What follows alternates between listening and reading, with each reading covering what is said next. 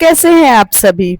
आज का हमारा टॉपिक है भारतीय राष्ट्रीय कांग्रेस आईएनसी के महत्वपूर्ण अधिवेशन। आइए देखते हैं। पहला अधिवेशन। भारतीय राष्ट्रीय कांग्रेस का पहला अधिवेशन 1885 में मुंबई में हुआ था, जिसके अध्यक्ष थे व्योमचंद्र बनर्जी।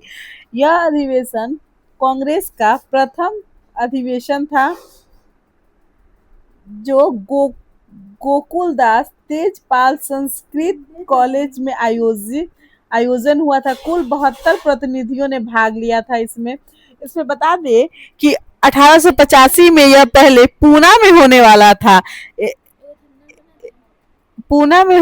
लेकिन वहां पे प्लेग फैलने के कारण इसे मुंबई में इस अधिवेशन को कराया गया। आइए आगे देखते हैं। 1886 वर्ष 1886 में इस अधिवेशन कलकत्ता में हुआ था। इसकी अध्यक्षता किसने किया था? दादा भाई नौरोजी ने किया था। यह प्रथम पारसी अध्यक्ष बने। नेशनल एसोसिएशन का कांग्रेस में विलय हुआ था इसी में। 1887 में तीसरा अधिवेशन मद्रास में हुआ था, जिसकी अध्यक्षता बदरुद्दीन तैयब जी किए थे, जो पहले मुसलमान व्यक्ति थे। प्रथम मुस्लिम अध्यक्ष बने। कांग्रेसी वनों का नारा दिया इन्होंने। आगे 1888 में इलाहाबाद में हुआ था, जिसके अध्यक्षता जॉर्ज यल ने की थी। यह प्रथम अंग्रेज अध्यक्ष बने। लाला लाजपत राय पहली बार इस अधिवेशन में शामिल हुए थे। 1896 में कोलकाता में इसका अध्यक्षता हुई थी और इसके रहमतुल्लाह एम सियानी ने इसकी अध्यक्षता की थी। इसी में पहली बार वंदे मातरम गाया गया था, बंकिम चंद्र चटर्जी द्वारा रची गई थी। 1905 में बनारस में इसके स्थान बनारस था और गोपाल कृष्ण गोखले ने इसकी अध्यक्षता किया था। बंगाल विभाजन के विरोध में स्वदेशी आंदोलन को समर्थन दिया गया। गोखले जी को विपक्ष के नेता की उपाधि दी गई। आइए आगे देखते हैं।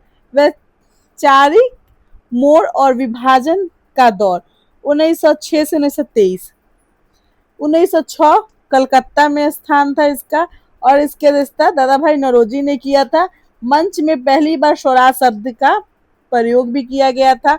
1907 में सूरत अधिवेशन था। यह डॉक्टर राम बिहारी घोष ने किया था। कांग्रेस का विभाजन इसी में हुआ था, जिसमें गरम दल और नरम दल में यह विभाज्य हो गया था। 1911 में कलकत्ता अधिवेशन था यह और पंडित बिशन नारायण धर ने पहली बार राष्ट्रीय गान जन गण मन गाया था इसी अधिवेशन में। 1916 का अधिवेशन, जिसे लखनऊ अधिवेशन कहा जाता है, इसकी अध्यक्षता अंबिका चरण मजुमदार ने किया था। इसे लखनऊ समझौता के रूप में जाना जाता है। इसी में नरम दल और गरम दल एक हो गए थे। आइए आगे देखते हैं। 1917 कलकत्ता अधिवेशन, जिसकी अध्यक्षता पहली महिला एनी बेसेंट ने की थी, प्रथम महिला अध्यक्ष बनी। आगे देखते हैं। 1920 का अधिवेशन नागपुर अधिवेशन था, जिसे सी विजया राघवाचारी ने अध्यक्षता की थी। असहयोग आंदोलन के प्रस्ताव को अंतिम रूप से मंजूरी दी गई थी इसी में। बताते चले कि असहयोग आंदोलन गांधी जी द्वारा 1920 में शुरू किया गया था, जिसे चौरी चौरा कांड 5 फरवरी 1922 में इसे गांधी जी ने वापस ले लिया था। आगे गांधी युग और स्वतंत्रता की ओर कदम 1924 का बेलगाम अधिवेशन, जो एकमात्र ऐसा अधिवेशन था जिसे गांधी जी ने किया था, इसके वजह से गांधी जी ने की थी। अपने जीवन काल में एक बार कांग्रेस के इसी अधिवेशन की अध्यक्षता की थी। 1925 कानपुर अधिवेशन, जिसकी सरोजनी नायडू ने इसकी अध्यक्षता किया था, प्रथम भारतीय महिला अध्यक्ष बनी। 1917 में एनी बेसेंट और 1925 में कानपुर में किया गया था सरोजनी नायडू के तहत।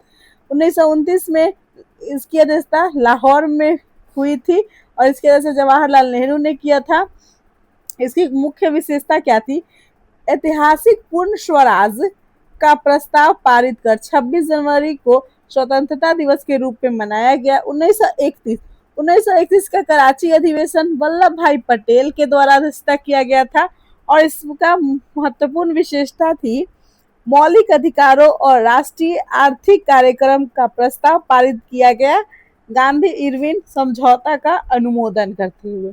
1937 का फैजपुर अधिवेशन जो जवाहरलाल नेहरू ने किया था, पहला अधिवेशन जो गांव में आयोजित हुआ था, फैजपुर गांव में।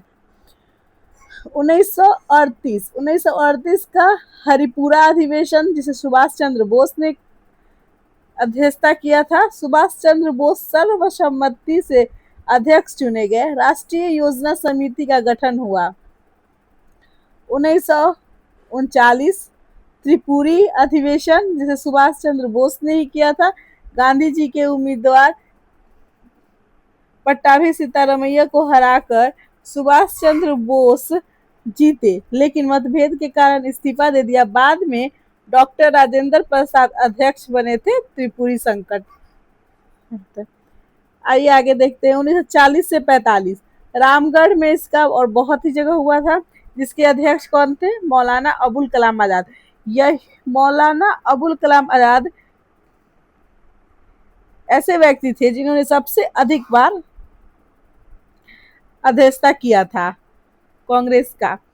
आगे, द्वितीय विश्व युद्ध और भारत छोड़ो आंदोलन के कारण कोई अधिवेशन नहीं हुआ।